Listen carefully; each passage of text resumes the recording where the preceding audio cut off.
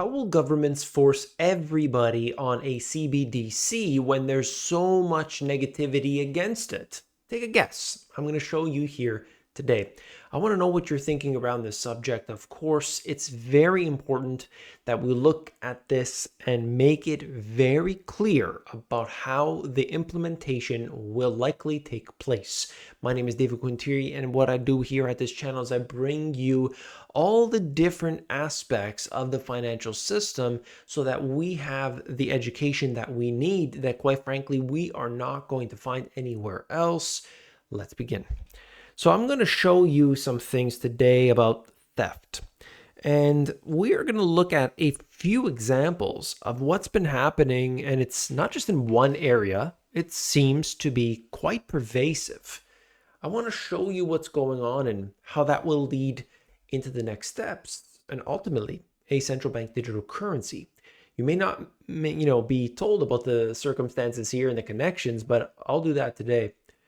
How the CBDC will be implemented and accepted by all. Governments will increase taxes. That's happening already. They're going to increase those taxes, but they will put it more towards unproductive use. And so you're going to spend more, but you're going to get less at the end of the day. Just like inflation, that's another factor.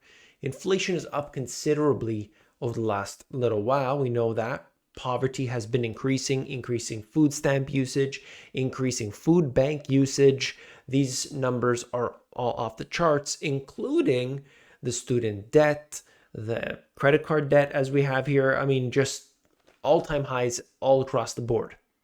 And so we know that people are struggling. They are in a position where they just can't make ends meet. And it's been at this level here seemingly after 2 to 3 years of different types of stimulus, different moratoriums, like all these different programs that have been put in place. So it's strange that all of that time didn't give people enough to get by and then thrive, because they were taking part of that burden away, like the student loans.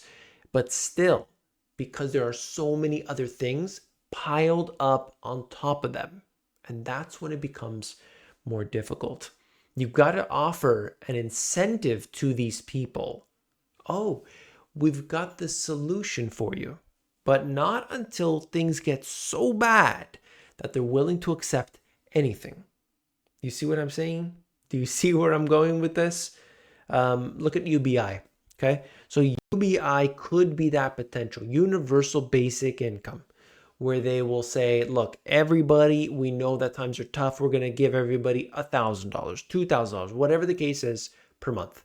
And there have been, times with CERB in Canada during 2020. They were giving a lot of people $2,000 a month. There are the other programs, so many different things. They can call it whatever they want. Look at the UBI that is WorldCoin, for example. At least it's trying to be. WorldCoin, people came there, they lined up, they had their eyeball scanned, and they were given this cryptocurrency. And people said, yeah, this is nonsense, this is nothing. I think it was 4 million people over a relatively short period of time that signed up just like that. And imagine if the government was the one giving this out. Just today, as it is, there would be many more millions of people signing up to it if it was their own governments. That, of course, takes us to the next level. So let me show you here. We got thefts. I'm just going to show you various examples. You'll see it all around. I know you've seen it in the news or might have dealt with it yourself. Retail CEOs signal rising alarm as theft eats away billions in sales. We've seen this before. You'll look at Kohl's, Foot Locker, Target, Walmart say brazen retail theft is worsening. So it's not getting better. It's actually getting worse. Giant to remove some brand names items from Southeast DC store. And then connection with that, a DC grocery store is removing Tide, Colgate, and Advil to deter thefts. I've seen in Home Depot, I mean, just about everywhere, it seems there are thefts going on. RIP, Beverly Hills video shows high-end retail stores now shuttered amid LA crime wave. So you could see this, the video is just going through, and it's all these different name brands, and people are, obviously a little bit shocked by this. These are big companies, right? And it's just one video, and yes, it's just one area. The companies haven't gone under, but what does it tell you? Number one, that the economic aspects of all that we are experiencing have been very challenging. People can't afford what they did before. And at the same time, we have the commercial real estate side of it. That is something I highlight very regularly, because all these stores closing, you need to get a new business to come in there, but that's proven to be a challenge. All right. And of course, there's debt connected in with that. And that's why it is a big concern. Commercial real estate, very, very bad investment at this time, at least from, this vantage point. Who knows what will happen 2024, 2025. From boomtown to bust, the story of San Francisco. San Francisco, a lot of people have been talking about how it has really changed over the years. The prices of everything have been so high. And of course, at the same time, there's homelessness, there's theft with car break-ins, especially just people, there's homeless crisis and so on. There's many things. And so we're talking about a place where the average house is going to be, $1 million, but at the same time, people can't make ends meet, a lot of people. And so if you're going to work for the tech industry, you're living in a place where the houses are so expensive, but you can't afford it. And so you got to commute, what they call super commuters. You got to commute 2 hours plus just to be able to get there. I'm not sure that's long-term thinking there. Times Square, back to the old days. It's whole. We'll leave it at that. But, this is just one place. Again, Times Square, San Francisco. We can, pick one or the other, but I found that it's a lot of places. It's really a lot of places. Boosters, fencers, and cleaners inside cartel's newest criminal enterprise of organized retail theft. Apparently, the epidemic here of retail theft costs $100 billion in 2021. I mean, it's I don't know how accurate that number is, but it's a lot. And so we got to ask that question. What's next? What's coming? Well, IRS to use AI to crack down on ultra-rich taxpayers and partnerships. And so what they're saying is they're going to use the AI to look at this and do more than a person ever could by seeing these patterns, unusual patterns. What could we do? That's great, right? Everyone's got to pay their taxes. The only problem here is that really the tech is being used to, number one, displace jobs, and number two is, of course, to use this on the middle class. It's absolutely never for the richest of the rich people. Maybe it'll be for successful entrepreneurs or what have you, but it's really about the middle class. That's what it always is about, because you want to keep them down. Robot tow rigs are coming to take your illegally parked car. So now they're going to use this. I thought it was interesting. I don't know if this is legitimate, but I did see the video, and you could see this thing is coming and it's taking this car away. And I guess it could fit into a tighter space and what have you, but it just shows us that they are using the technology against the people. And I understand if your car is parked illegally, they're taking it away and so on. I'm not saying anything about that. What I'm trying to say is the buildup seems to be around taking away from people in general. Pentagon plans vast AI fleet to counter China threat. So we know that there's a lot of money, a lot of everything basically going into these new technologies.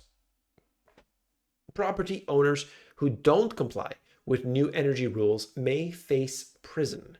Ministers want to grant powers to create new criminal offenses and increase penalties as part of efforts to hit net zero targets. And so they're going to do whatever they can to make sure that this is implemented. They want to use climate change, any reason they're going to do that. They're going to put pressure on people. And as a result, they're going to have to pay more at the end of the day. They're going to get less and they're going to have to pay more. Okay, so I've made my point clear at this point here. Companies to develop offline Indian CBDC payments with feature phones. So it is even available, I guess, offline. I don't know the technology and how that works, but I think that this is where it all happens. And so you might say to yourself, what can I do about it? Okay, CBDC's coming. They're making us poor. Okay, buddy. Well, let me actually tell you. Let me actually explain this to you. Just a few things. Okay, there's a lot that we can be doing, but let's talk about a few for today's video. I love to do this section at the end. And if you do as well, if you'd like to hear this section of, hey, what actions can we take? What can we do? Let me know in the comments. I need your feedback. I need that feedback to be able to continue. That's how I determine everything, since the beginning of this channel. It's all been based on your feedback. Make enough money or be self-sufficient to not rely on their programs. That's a simple matter of fact. If you do not want to be forced onto the UBI CBDC, which I believe will be linked together, if you don't want that, you got to have one of those two things, one of the two pillars of prosperity. And I think it's important that we get wise to it. And yes, easier said than done, but that is part of the solution. All right, have a plan B, a second passport, and a residence potentially. This is important for a lot of people, and it's not necessarily very expensive for some people. If you have, through your bloodline or depending on how it works, you could get a passport, you can get a citizenship in a different place that maybe, because your grandparents or parents are from Italy, you can get that because of the bloodline, as long as they didn't renounce their citizenship. Other places you can get citizenship by investment. There's different ways to do it. But if you have the access, the potential to do that, and it's not going to affect your income taxes, because some countries, if you're a citizen of the country, then they immediately tax you. So watch out with that. But that's key. Okay. It is very important to think about that, to have that plan B. And learn a skill that makes money in difficult times.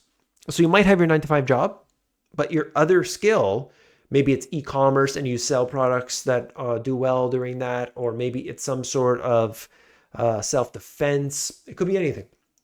This is something that during the difficult times, you're going to be able to sell products and services. And so, of course, we need to be there and we need to be aware of all these things so that you are basically taking the right actions. Okay, you want to see what's happening, have that foresight, and then take action accordingly. If you want to join me on the Discord, over 1,300 people are on here. Every day we chat back and forth, asking questions, sharing links, all that stuff. Really cool. It's totally free. Hit the link in the description and reach out and say, hey, I'll be there to reply. All right, comment of the day. This is a very long comment. But Charles mentioned something, and I wanted to highlight it here for a moment. He's talking basically about everything. But I do believe that, as he says right here, they say that 2% inflation is like the goal, and that's where we need to be. But why not 0% inflation? And that's interesting, right?